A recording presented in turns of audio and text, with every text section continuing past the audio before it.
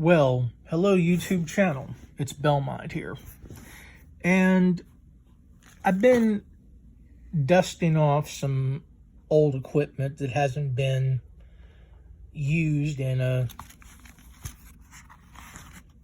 over a year.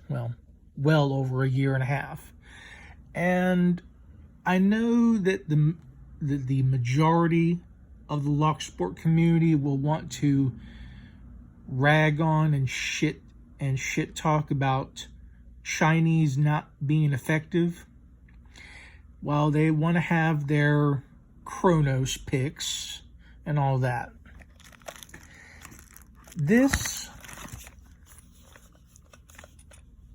is the KLOM Electric Pick Gun, and I had it collecting dust on the shelf in my box for well over a year. And you might think that it would be dead after a while. And you would be wrong.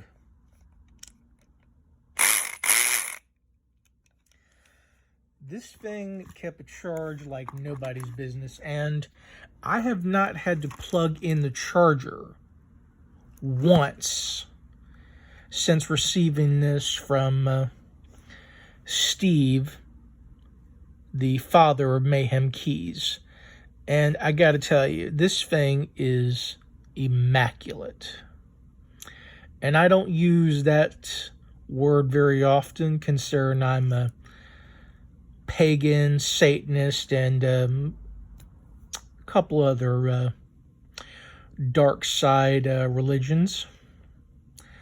But this thing, it looks cheap, yes. It looks cheap and it looks terribly put together. And I'm well aware that in the past, Bosnian Shill Bill shit-talked this thing. He shit-talked it till he was blue in the face, because the fucker couldn't figure out how to actually properly use it. Well, guess what, Bill?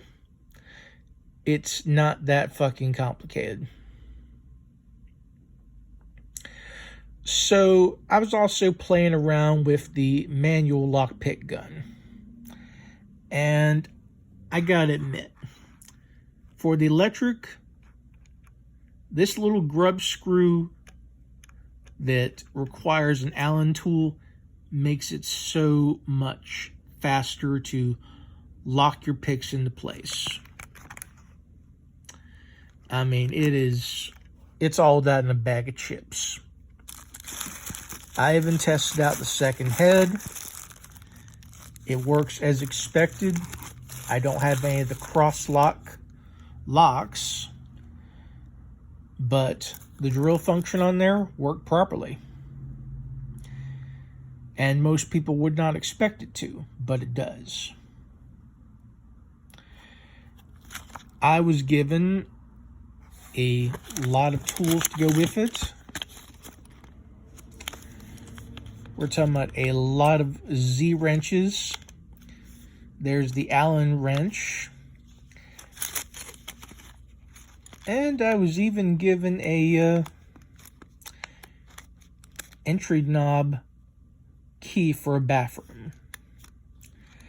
And I was really grateful to actually get this sent to me by Steve before his passing. The picks all came in a lovely little zippered pouch. And for any of those wondering about the stains on there, well, these are rubber bands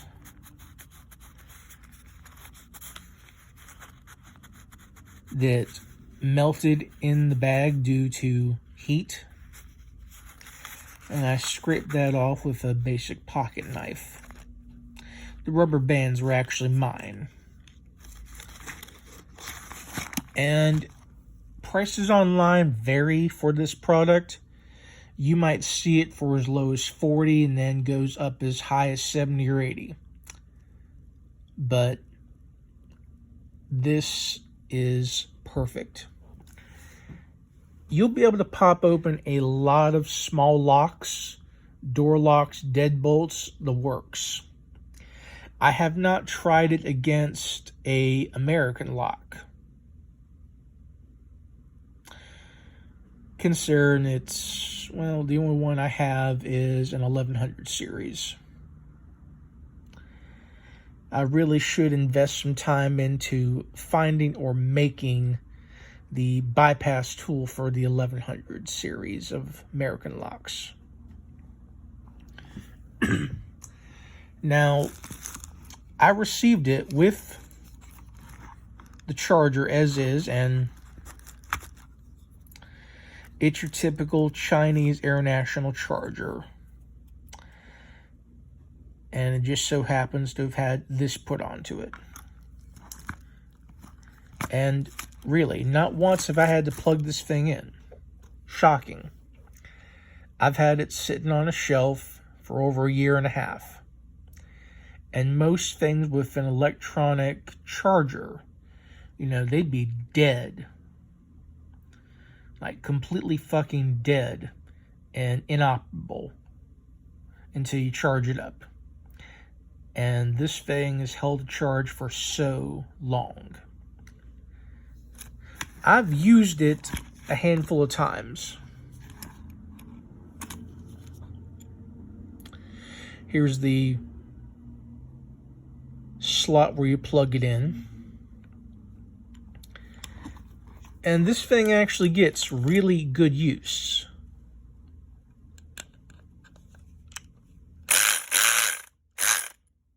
I mean, just look at how fast that thing vibrates. Now, there is a small downside to this. I use this beauty on my circular disc lock that's upside down. It's the U-Haul one. It would not be able to open it.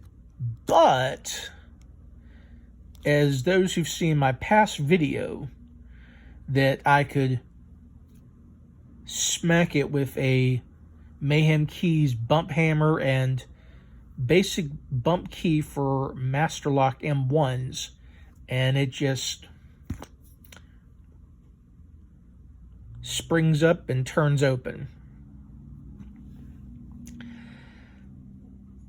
This tool will get you into a lot of locks that you would not expect. We're talking Quicksets, Slage. We're talking about the knockoffs of them.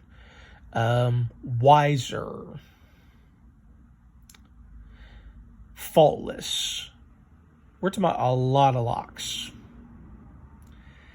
So, I personally would recommend this product to anyone who, one, if you're starting out and you're still raking, that's great, because raking is considered a low skill attack and is effective.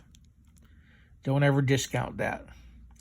Single pen picking is also considered a low skill attack as well, despite what other channels might try to consistently claim.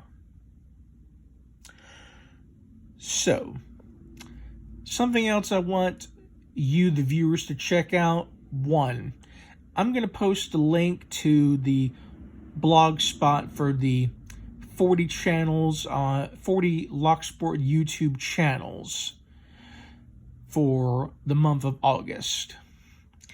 And I want you to really count how many of them have actually stopped producing content.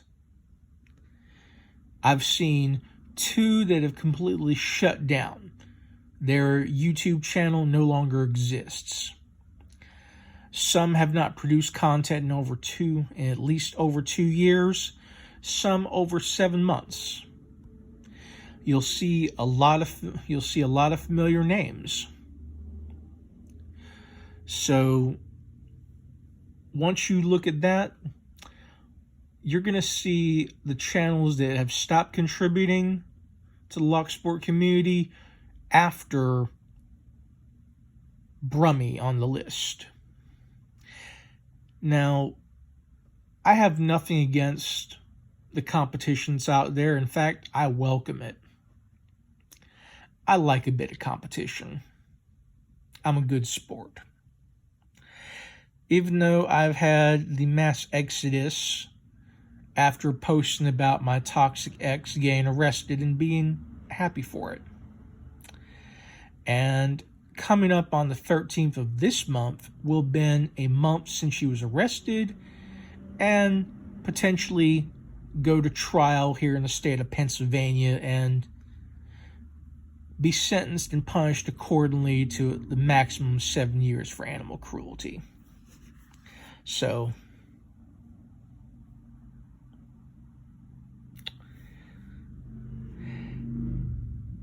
I also found something unusual in my survival searching this morning. I come across a completely undamaged Coleman name brand cooler in gray. So that got cleaned up by me and is now drying out in my shower. Which, hey, find something like that you don't have to spend $50, $70 on in Walmart or somewhere else, depending on where you go. That's a bargain.